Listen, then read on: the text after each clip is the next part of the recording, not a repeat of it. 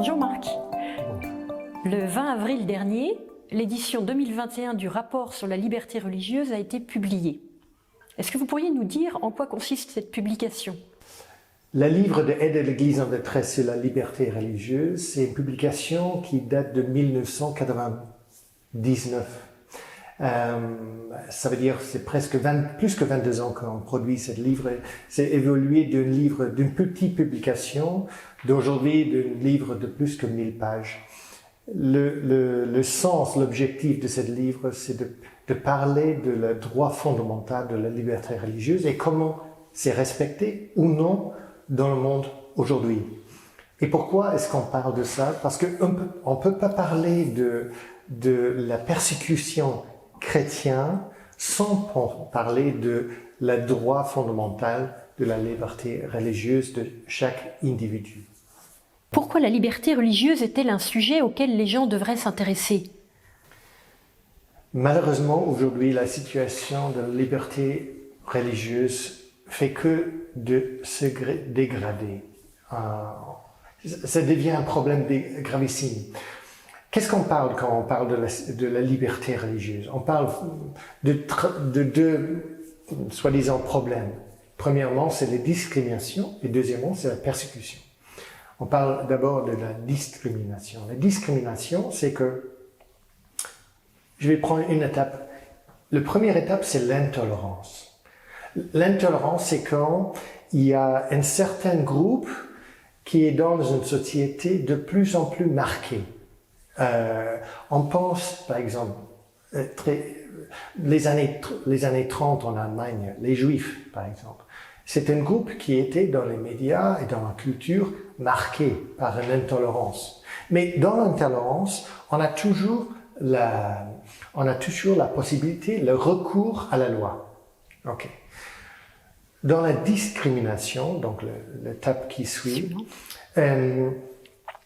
certaines lois commencent à changer. Ça veut dire que ces groupes qui sont marqués dans l'intolérance deviennent de plus en plus marqués et identifiés comme un problème pour la société. Et donc, il y a certaines lois qui changent, qui fait que les gens, ce groupe-là, n'a plus le recours à la loi pour se protéger contre les attaques, contre les immeubles, contre leurs biens ou leurs personnes.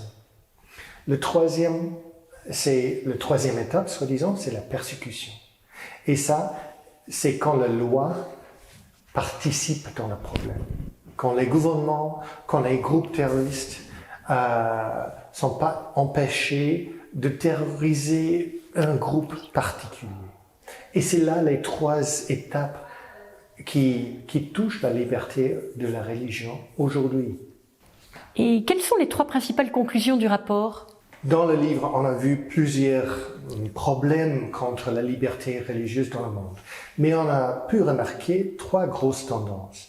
Le gouvernement autoritaire, le nationalisme ethnique religieux et troisièmement, l'islamisme extrémiste en Afrique subsaharienne, par exemple. Bon, on touche premièrement la question du gouvernement autoritaire. Là, on parle en Corée du Nord, c'est une suppression de tout groupe qui peut provoquer une question à le culte personnel de Kim Jong-un. Et tous ces groupes qui ne suivent pas à 100% cette culte personnel le leader de Corée du Nord sont supprimés. Et ils n'ont pas de droit. En fait, il n'y a pas de droit humain dans la Corée du Nord, et inclut la liberté religieuse. Le deuxième pays, c'est la Chine. Et là, on voit ce qu'on appelle la surveillance de la totalité de la population. Et il y a plusieurs systèmes technologiques qui sont mis en place aujourd'hui. Par exemple, on voit jusqu'à 2020, on a vu l'installation dans les lieux privés et publics plus que 600 millions de caméras. avec la technologie Facial Recognition Technology. C'est la possibilité que les caméras soient augmentées avec l'intelligence artificielle qui peut lire les visages. Donc chaque personne reçoit un numéro et les caméras sont placées dans les lieux publics pour suivre ces gens quand ils traversent les rues et tout ça. Donc ça c'est un système technologique. La deuxième technologie qui est mise en place dans les grands axes au Beijing, par exemple, c'est les bornes qui peuvent lire les téléphones handy qui sont dans les poches des gens. Donc chaque personne qui passe devant ces bornes, ces places, l'information est captée. Donc, et ces informations et rejoint sur des plateformes informatiques, donc les visages, les caméras et aussi ces bornes, l'information de ces bornes qui sont mises ensemble et de là on peut suivre les gens. Par exemple, il y avait un journaliste de BBC et cette journaliste ils ont fait un test. Le gouvernement de chinois avec les BBC pour montrer la performance de ce système. Et ils ont dit, bon, tu mets un journaliste quelque part en Beijing et on va le trouver. Et ils ont ok. Et donc le journaliste a dit, ok, je commence. Donc il commence à marcher et tu imagines, Beijing, il y a des millions de gens qui habitent ils ont trouvé cette journaliste en 7 minutes. Ouais, en 7 minutes. Et donc, ça montre la puissance de cette. Et le troisième élément en Chine, qui est vraiment gravissime, on parle d'un système social, un social credit system. Ça veut dire que si les gens sont bons, ils reçoivent des points positifs. S'il fait, par exemple, ils traversent la rue, pas sur les zébras, mais et ils sont vus, il y a un point de moins. Si ils vont trop à l'église, un point de moins. Donc, c'est un système qui valorise la performance de chaque personne. Et donc, si on reçoit trop de minus points, des points contre cette personne, on ne peut plus voyager dans le bus. On ne peut pas acheter des billets pour un train ou bien pour un avion. On ne peut plus mettre l'enfant dans l'école que l'on veut. Donc, on imagine un système technologique qui suit chaque personne avec un numéro et cette social credit system qui mesure les valeurs. Et donc, à la fin, c'est un système de masse surveillance et pour valoriser chaque personne. Et bien sûr, parce que le gouvernement est athée, chaque chrétien qui va trop à l'église, qui ne suit pas peut-être chaque règle du gouvernement, il perd sa liberté religieuse. Et ça sera un gros problème dans l'avenir pour les chrétiens en Chine. La deuxième situation, on parle de le nationalisme ethnique religieux. C'est un long mot. En fait, ce qui se passe, c'est que je donne un exemple. L'Inde, par exemple. L'Inde, c'est un pays majoritaire hindou et avec un très fort sens ethnique aussi d'être indien. Et donc, le problème aujourd'hui, c'est que le gouvernement indien veut manipuler cette situation. Le président Modi a eu un problème parce que sa situation économique, les mesures qu'il a mises en place pour augmenter la situation économique de l'Inde n'a pas abouti comme il a voulu. Et donc, il commence à jouer sur cette question ethnique religieuse. Il commence à manipuler ce groupe de personnes pour les valoriser. Ça veut dire d'être un vrai Indien, il faut être hindou et indien. Donc, ça veut dire, je donne un exemple, il y avait en 2020 une loi qui était passée pour enregistrer tous les gens en Inde, pour les donner des documents officiels, parce que en Inde, il y a des millions de gens qui habitent sans papier. Très bien. Un recensement. Un recensement, voilà. Et donc, il y avait un programme mis en place et des tribus, des gens des tribus différents au nord du pays, pour tous les hindous non enregistrés, pour tous les bouddhistes non enregistrés, même des chrétiens, mais pas pour les musulmans. Parce qu'ils ont peur des musulmans. Et aussi, les musulmans sont ceux qui mangent la vache, comme les chrétiens. Et donc, parce que la vache est considérée comme sacrée pour les hindous, ça joue un rôle aussi. Donc, il y avait des gros protestes parce qu'il y a des millions de musulmans qui habitent en Inde, qui n'ont pas des droits. Et juste parce qu'ils sont musulmans, ils n'ont pas le droit de recevoir la citoyenneté indienne. Donc on voit cette tendance, pas uniquement en Inde, mais aussi au Népal, au Sri Lanka avec les bouddhistes, au Myanmar aussi avec les bouddhistes. Donc c'est une tendance qu'on voit dans la région qui augmente et qui va provoquer des problèmes énormes pour les minorités. Le troisième grosse tendance qu'on voit aujourd'hui, c'est l'expansion de l'islam extrémiste. On voit ça surtout en Afrique subsaharienne. Il y a sur tous les pays, de Mali jusqu'à Mozambique, on voit une bande des pays qui souffrent de l'expansion de ce problème de fondamentalistes islamistes. Ce sont des groupes, en fait, qui viennent, ils sont des groupes armés locaux, mais ils sont, soi-disant, augmentés et faits plus puissants par les groupes qui viennent du Moyen-Orient et qui reçoivent le soutien de ces pays, par exemple l'Arabie Saoudite et des autres pays au Moyen-Orient, qui soutiennent pour faire l'expansion de l'islam fondamentaliste. Et pas uniquement ça, mais on voit les groupes comme Al-Qaïda, qui ont fait la guerre en Irak et Syrie, et l'État islamiste, qui aussi ont perdu leur territoire, qui sont passés maintenant en Afrique.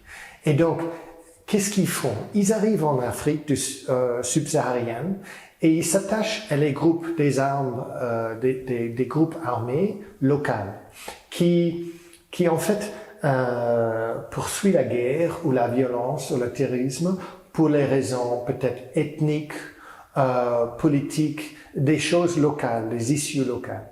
Mais qu'est-ce qui arrive? L'argent et les gens, des terroristes armés qui arrivent et prennent ce problème local, ethnique, etc., et le changent dans un problème religieux. Et surtout dans les pays d'Afrique subsaharienne, souvent sur les nord de ces pays, c'est souvent musulman. Et au sud de ces pays, c'est chrétien. Donc, dans les régions, cette région d'Afrique subsaharienne, c'est où les chrétiens et les musulmans se rencontrent. Et c'est là que ces groupes terroristes arrivent et commencent à provoquer des problèmes entre les groupes ethniques et les groupes religieux. Et aujourd'hui, ça a pris des dimensions énormes. On voit, par exemple, au Burkina Faso, en 2019, on a vu 75 000 déplacés à cause de ce terrorisme. Une année plus tard, on en voit dans le même pays, Burkina Faso, 775 000 déplacés à cause de cette. Donc, dans une année, une explosion. Et la violence est terrible. Et on voit en Mozambique, par exemple, il y avait en avril 2020, 52 hommes et garçons qui ont refusé à rejoindre ces groupes djihadistes, qui ont perdu leur tête, comme ça. Et ça c'est soi-disant devenu c'est devenu normal dans ces pays. On parle de Burkina Faso encore, que 60% de la région de Burkina Faso, l'aide humanitaire ne peut pas arriver à cause de ces groupes terroristes et bandes qui traversent et qui soit pillagent ou prennent ou volent ou attaquent ces groupes humanitaires qui veulent donner de l'aide.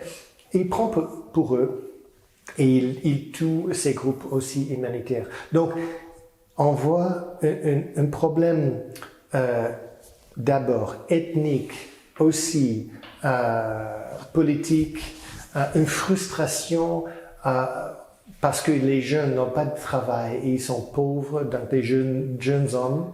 Et donc, il y a un groupe qui arrive et dit à une jeune personne, écoute, vous êtes frustré, vous n'avez pas de travail, vous voyez la corruption autour de vous, de les autorités locales.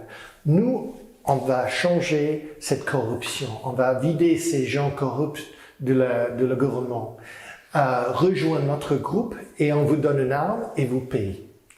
Et donc, petit à petit, à travers les prédicateurs fondamentalistes qui viennent du Moyen-Orient, qui sont éduqués, commencent à prêcher, et les jeunes qui sont d'abord fait des combats contre les autorités locales corruptes changent petit à petit et ça devient un problème religieux. Et c'est là qu'on voit un problème énorme. Pourquoi? Parce que on voit tous les déplacés et tous les gens qui ne peuvent plus travailler leur terre, qui ne peuvent plus s'aimer et récolter, qui va provoquer une crise de famine, une crise humanitaire qui va venir dans les années qui viennent. Et est-ce qu'il existe un pays dans lequel la liberté religieuse est constamment violée, mais qui est complètement oublié par les médias? Et qu'est-ce qui se passe dans ce pays? Le pays, c'est un peu un pays en fait qu'on rêve, c'est un pays de rêve, c'est les îles Maldives, on pense pour les voyages de noces. Il y a plus que 1 million de visiteurs, des touristes qui passent à les îles Maldives chaque année et surtout des jeunes couples qui pensent des plages blancs, le sable, et tout, c'est un rêve. Mais par contre, il y a un problème fondamental, c'est que le gouvernement est un gouvernement exclusivement islamique sunnite. Ça veut dire que c'est que le sunni islam qui existe et qui est reconnu comme officiel. Et pour cette raison, les îles Maldives disent que nous sommes un pays à 100% musulman. Mais par contre, il y a presque 100 000 immigrés qui habitent sur ces îles, des chrétiens, les hindus, les bouddhistes, qui travaillent, mais qui n'ont pas de droit. Et ils n'ont pas de droit d'exercer leur religion. Il n'y a pas d'église, il n'y a pas de temple hindou ni bouddhiste. Et donc, pour ces citoyens, ils n'ont pas de droit. Et même les visiteurs qui viennent doivent signer qu'ils n'amènent pas avec dans leur bagage du porc, ni d'alcool, mais aussi pas de livres religieux, pas de croix, pas une expression publique de leur foi. Et c'est ça qui est un gros problème de la liberté de religion dans les îles Maldives. Et on dit que le terrorisme islamique, comme l'État islamique ou Al-Qaïda, a été vaincu. Est-ce que c'est vrai? On voit aujourd'hui, malheureusement, oui, c'était vaincu dans les pays, par exemple, le Moyen-Orient, Irak, Syrie, où militairement, ils ont souffert une défaite. Mais malheureusement, on voit qu'ils ont juste passé du Moyen-Orient et ils sont maintenant filtrés dans plusieurs pays de l'Afrique subsaharienne. Et on voit qu'en fait, ils commencent à créer ce qu'on appelle les califats transcontinentaux. On voit Al-Qaïda, ISIS, ces groupes transnationaux qui prétendent aujourd'hui de créer les territoires des so-called affiliates. Ce sont affiliés avec les leaders de ISIS ou Al-Qaïda dans les autres pays. Et il crée des provinces, soi-disant, dans les pays comme le Burkina Faso, comme le Niger, comme le Nigeria, comme Cameroun, par exemple, Mali, et tous ces pays subsahariens deviennent le territoire nouveau pour l'expansion de ces groupes.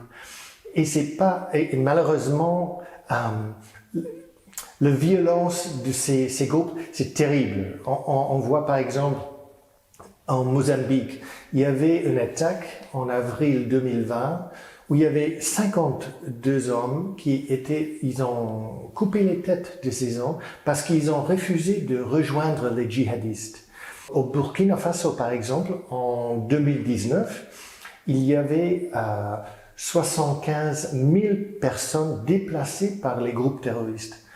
Une année plus tard, il y avait 775 000 personnes déplacées par ces groupes terroristes. Donc, dans une année, une explosion de violence qui a provoqué ce déplacement. Donc, on est dans une situation terrible pour ces populations locales qui sont poussées de leur territoire, ils ne peuvent plus faire leur travail, ils ne peuvent plus faire leur agricole. Et donc, ça provoque toute une crise humanitaire dans l'Afrique subsaharienne. Et le problème, c'est que ça reste pas là. Les groupes commencent à faire un mouvement transnational de Mali à Mozambique, de les îles Comores près de Madagascar, et encore plus loin dans les Philippines, par exemple, Mindanao. Donc, c'est comme un cercle qui commence à tracer l'équateur transcontinental djihadisme. Et dans les pays occidentaux, quel est l'état de la liberté religieuse? C'est vrai qu'on ne voit pas la persécution comme on comprend la persécution dans les autres pays. Mais c'est vrai que aujourd'hui, on voit une attaque contre les personnes et aussi, surtout, la propriété, les églises, les cimetières, par exemple les tombeaux juifs, les tombeaux chrétiens. Et par exemple, je donne un exemple, le Chili, un pays qui est normalement un pays stable, avec une situation politique calme et tout ça. En 2019, il y avait une proteste contre un élèvement de le taux des tickets pour le métro. Et cette proteste a eu lieu à Santiago. Et petit à petit, c'est devenu national. Et dans une année, c'était pas uniquement les gouvernements, les structures gouvernementales ou la police, c'était aussi des lieux de culte.